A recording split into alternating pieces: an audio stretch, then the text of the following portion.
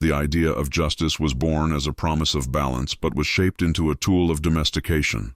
Modern man believes that acting justly makes him morally superior, when in truth, it only makes him predictable. Justice, as it is taught, is not a virtue. It is an invisible leash. It defines the limits of acceptable behavior, and whoever stays within those limits never threatens the power that set them. No system of domination survives through brute force alone. It needs servants who believe in the morality that sustains it. That is why the language of justice is sold as the path to nobility, when in fact it is only the polish of control. The just man acts in pursuit of recognition, and that desire makes him easy to manipulate.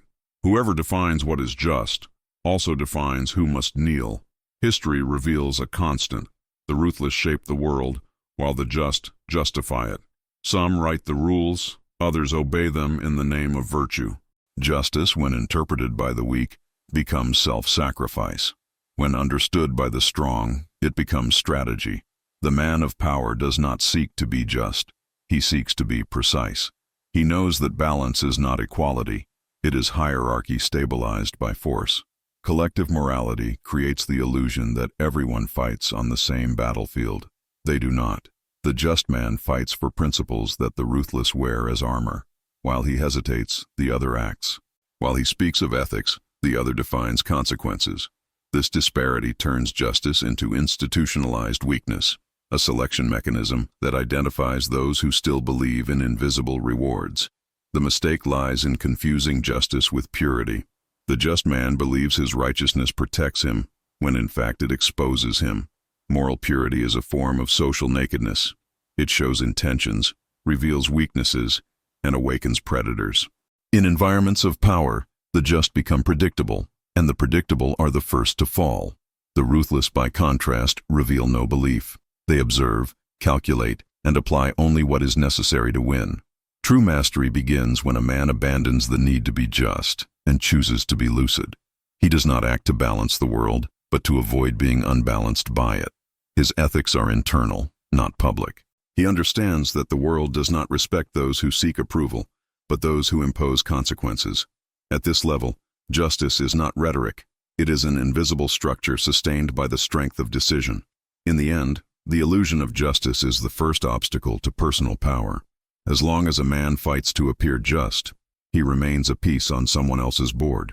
Only when he accepts that the world is not moral but strategic does he begin to see clearly. Justice will not protect him. Only his coldness will make him untouchable. Man is not born weak. He is conditioned to fear his own instinct. From an early age, he learns that being accepted is more important than being true to himself. Thus, he trades strength for approval, and external judgment becomes his new god. The fear of being disliked turns him into a servant, and the concept of morality becomes the chain that ties him to collective mediocrity. Moral weakness is born when a man tries to be good to everyone. He measures his words, represses his anger, and justifies his submission as maturity. But what he calls balance is merely refined cowardice. Virtue without power is only impotence disguised as holiness. The overly moral man is not trustworthy. He obeys the image the world built for him, not his own will. The morally weak live to be seen as righteous, and therefore become predictable. They react according to the eyes of others, and every reaction is a plea for validation. Their minds act not out of strategy, but out of fear. They believe that pleasing others will earn respect, but respect never comes from pleasing. It comes from distance. The man who seeks to be loved by everyone ends up being used by everyone. Society encourages this kind of man because he keeps order. The gentle moralist is the pillar of every power structure. He does not question. He merely fulfills the role assigned to him and believes that makes him virtuous. The system rewards him with praise but takes away his voice. Thus he begins to confuse obedience with nobility, and his own servitude becomes a source of pride. The morally weak fear silence because silence reveals who they are. They need the noise of approval to feel alive. That is why they speak too much, explain too much, justify too much. The strong man, on the other hand, speaks little and observes much. His morality is silent, built in the solitude of conscience. He does not need the world to call him good. He only needs to know he has not been domesticated. Moral strength does not lie in following rules, but in creating them. The impious man understands that morality is an instrument, not a destiny. He uses principles as a shield, not a cage. When he decides, he does not seek to appear correct. He seeks to be effective. This lucidity frees him from judgment and places him on a level where few can remain, that of self-sufficiency. To be moral in the traditional sense is to be predictable. To be lucid is to understand that every morality is born from convenience. The man who perceives this stops justifying himself. He acts with coldness, not from lack of ethics, but from mastery over himself. The morally weak fear mistakes. The strong analyze them. One seeks forgiveness, the other understanding. And in that contrast, power reveals its true nature. The world is neither just nor unjust. It simply responds to strength. Nature does not reward good intentions. It rewards adaptation, strategy, and dominance. Those who understand this logic survive. Those who deny it are consumed. The world's ruthlessness is not evil. It is absolute neutrality. It does not feel, forgive, or explain. It only measures results. Those who believe in universal goodness live in constant frustration. They expect reciprocity in a terrain that does not return what it receives. It only absorbs. The man who acts expecting justice is like a traveler demanding compassion from the desert. The sand does not yield because he is thirsty. The world does not bend to merit. It bends only to force applied with precision. The ruthlessness of existence is not cruelty. It is law. The river does not care who drowns. The fire does not choose who burns. This indifference is the foundation of natural balance. The modern man, accustomed to protection, has forgotten this. He asks for understanding where he should impose respect, and he tries to negotiate with forces that do not speak his language. Reality, for him, is a battlefield disguised as coexistence. The lucid man observes this mechanism without revolt. He understands that resisting ruthlessness is a waste of energy. Instead, he aligns himself with it. He learns to act without expecting return, to move with calculation and coldness. This posture makes him free because it releases him from the illusion of moral control. He stops seeking justice and begins to seek effectiveness, the only language the world truly understands. Ruthlessness also manifests in human relationships. No bond is pure. Behind every interaction lies a game of power, conscious or not. Sympathy can be manipulation, empathy a strategy. The man who ignores this layer lives as prey among smiling hunters. The man who understands the game does not close himself off. He simply observes and reacts with the same neutrality the world has taught him. Ruthlessness is the foundation of clarity. When a man accepts that the world is cold, he stops suffering from expectation. Suffering then becomes a tool. He learns to use it as discipline, not punishment. Pain ceases to be an enemy and becomes a teacher. And power is born when a man understands that everything resisting pain eventually loses to it. The world's ruthlessness mirrors the ruthlessness necessary in man. Only those who accept the hardness of reality can shape it. The rest keep complaining about rules they never had the courage to understand.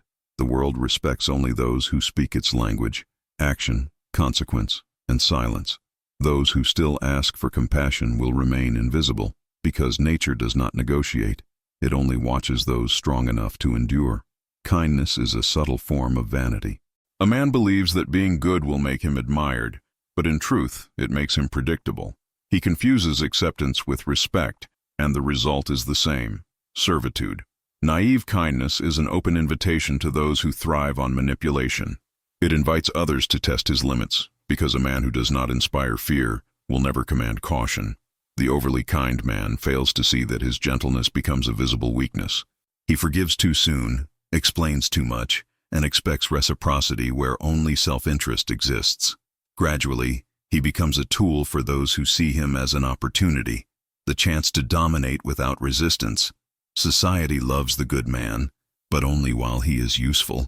Once he ceases to be, he becomes disposable. In the workplace, the kind man is the one who carries the most weight and receives the least recognition. He believes that constant effort will be noticed, but the world only notices those who set limits. Kindness without boundaries is interpreted as submission. In relationships, the effect is the same. The more a man tries to please, the less he is respected. He becomes predictable, and predictability kills desire and destroys authority. Naive kindness is sustained by a modern lie, that being understanding is a sign of evolution.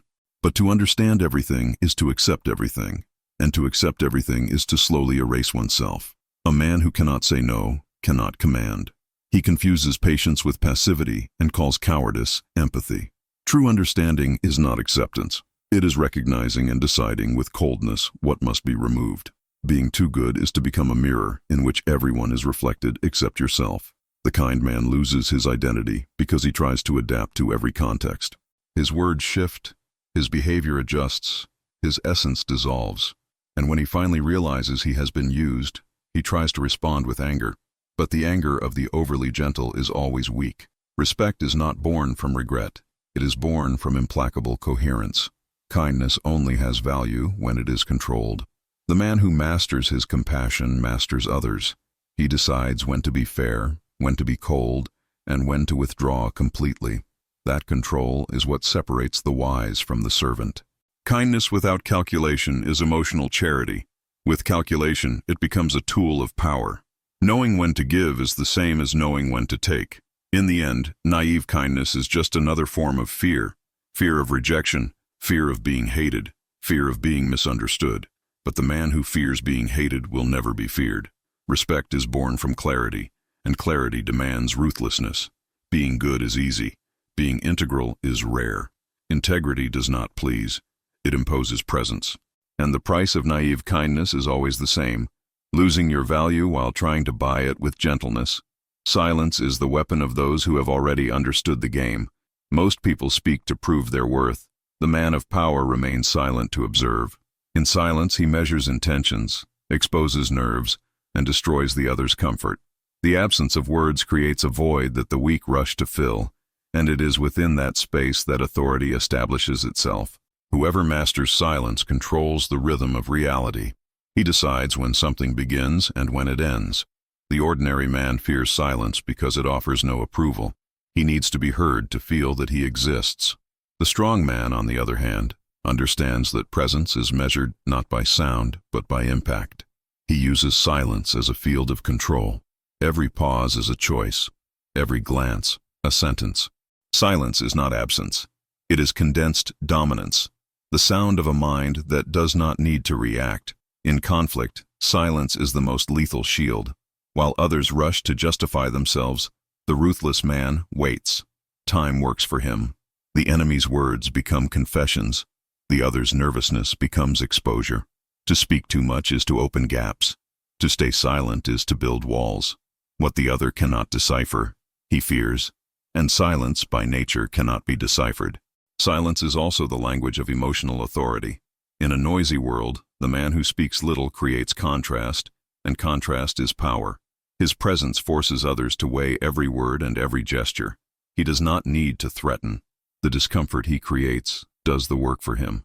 Silence is a form of invisible pressure, and whoever can withstand it becomes sovereign over the environment.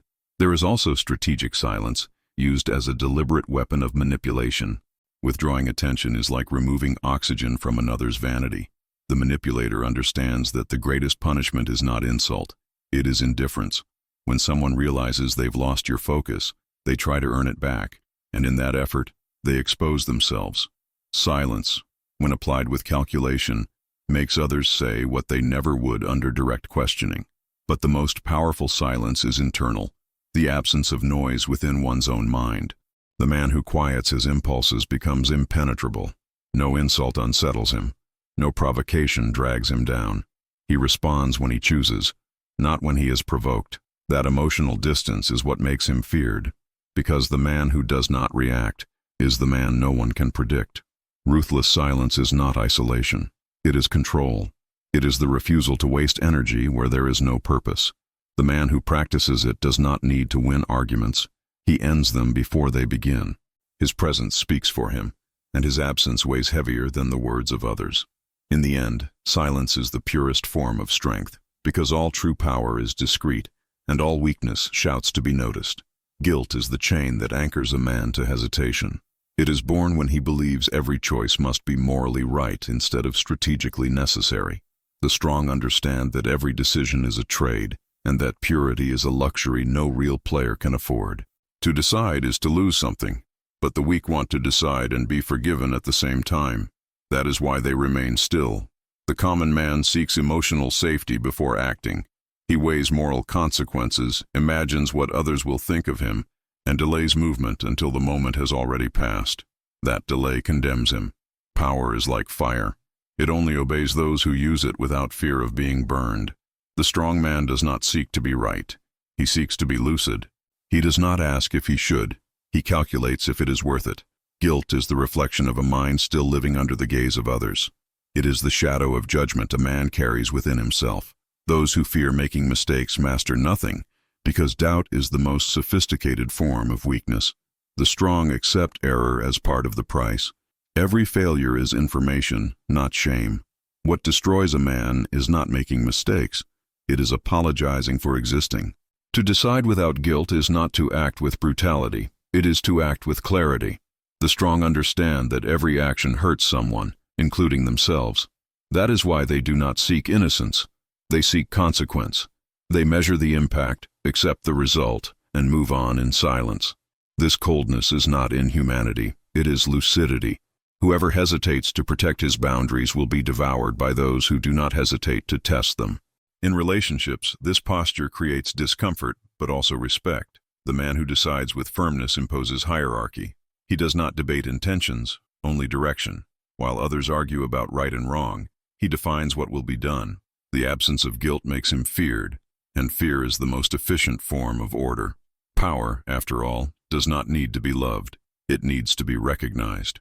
To eliminate guilt, a man must understand its origin, the fear of losing approval. And approval is a cheap currency in a world of mediocrity. When the gaze of others loses its value, the mind becomes free to act with precision. Freedom is not doing whatever you want.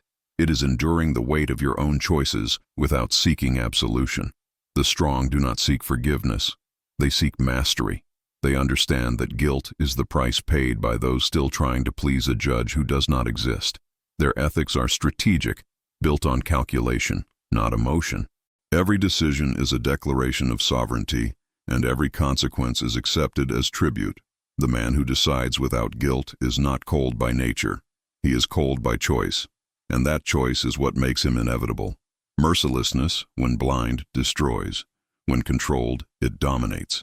The truly strong man does not take pride in being cruel.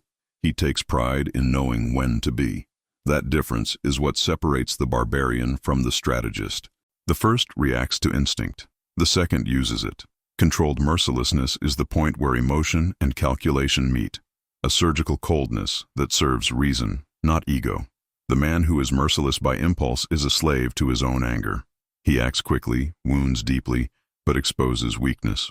Uncontrolled fury is a kind of confession, proof that someone has been affected. True mastery is not reacting immediately, but choosing the moment of response.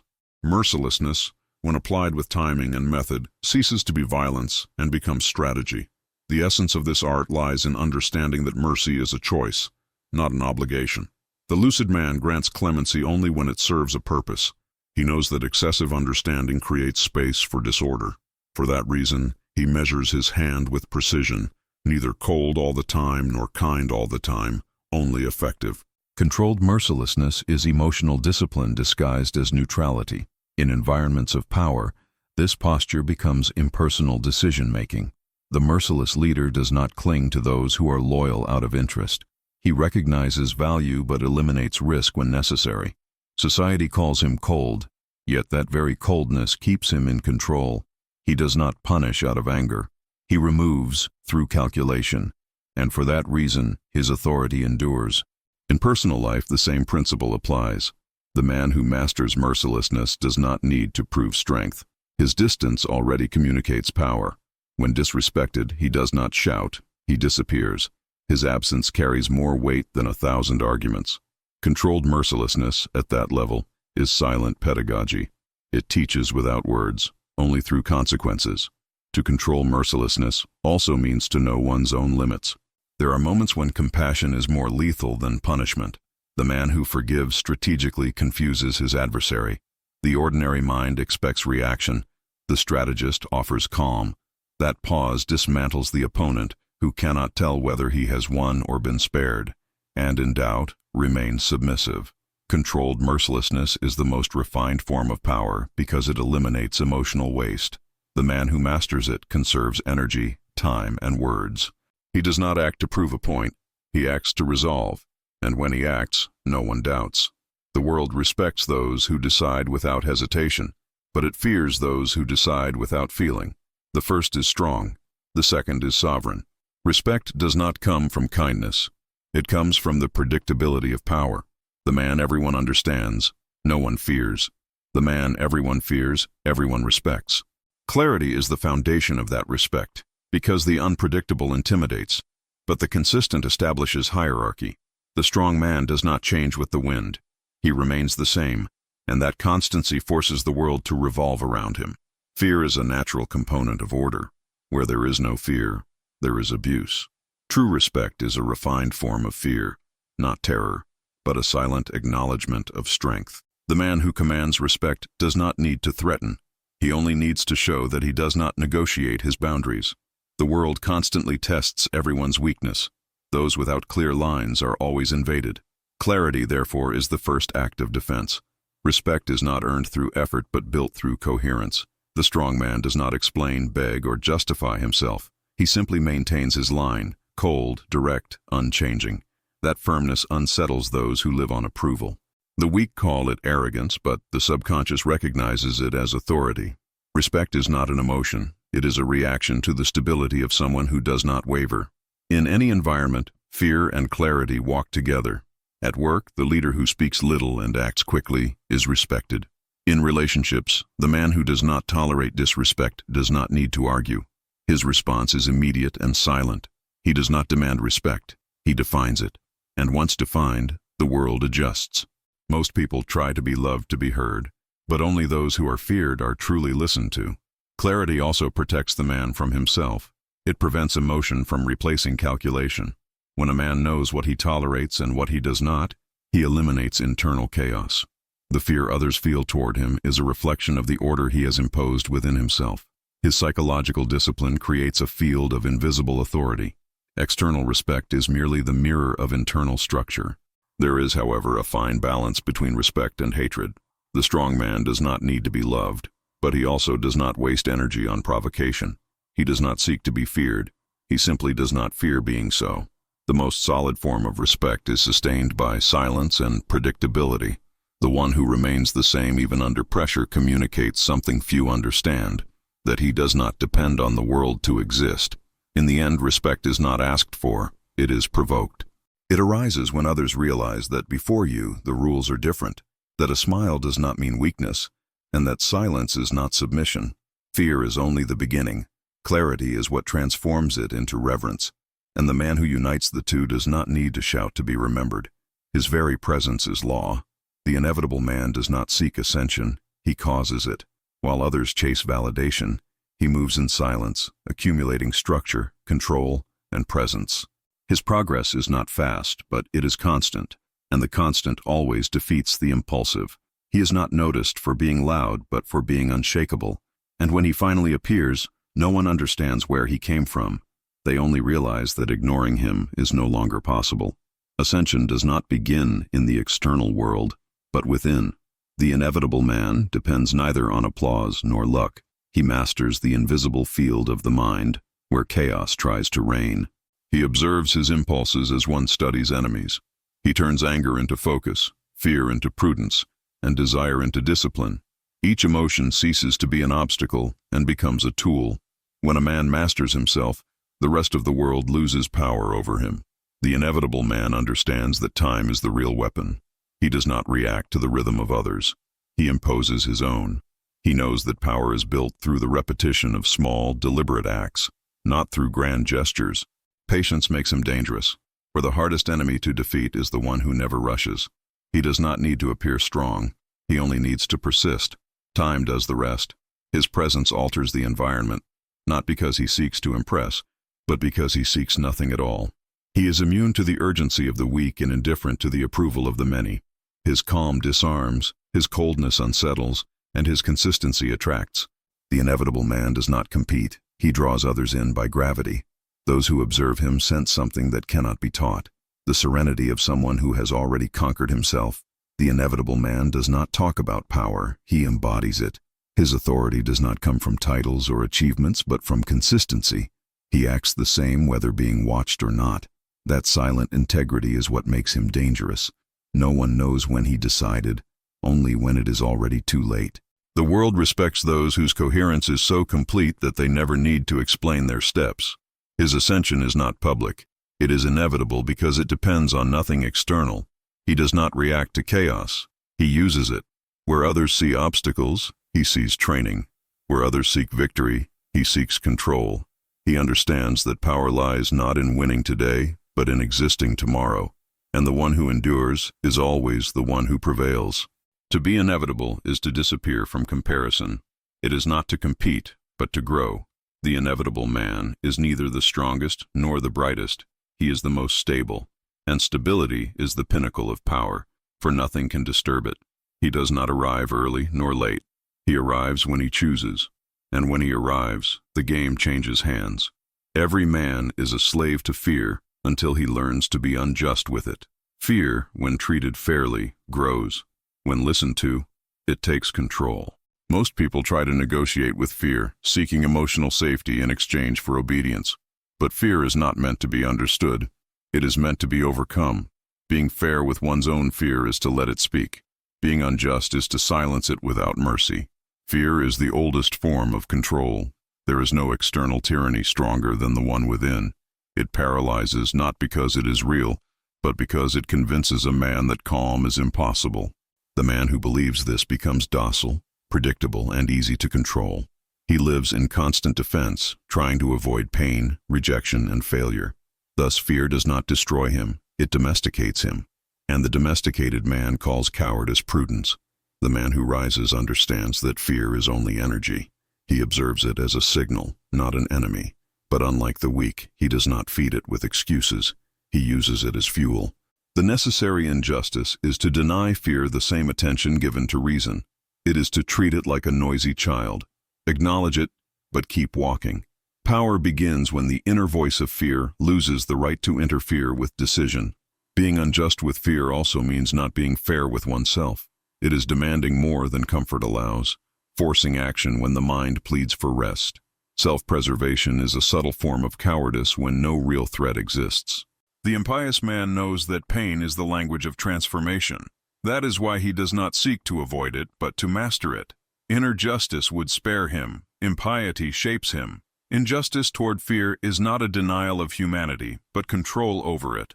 The lucid man feels fear, but does not serve it. He listens to it in silence and then ignores it. This inner coldness makes him unpredictable because he acts even when his body trembles. No enemy is more dangerous than one who refuses to retreat before his own terror. Fear is a limit, and every limit is a frontier to be broken. In the end, true justice is always ruthless. The man who wishes to be free must first commit the supreme injustice, to deny fear the power of decision. Courage is not the absence of fear, but sovereignty over it. And sovereignty is not taught. It is earned in the silence of those who act without assurance. To be unjust with one's own fear is the final act of self-mastery. And he who masters fear masters the world.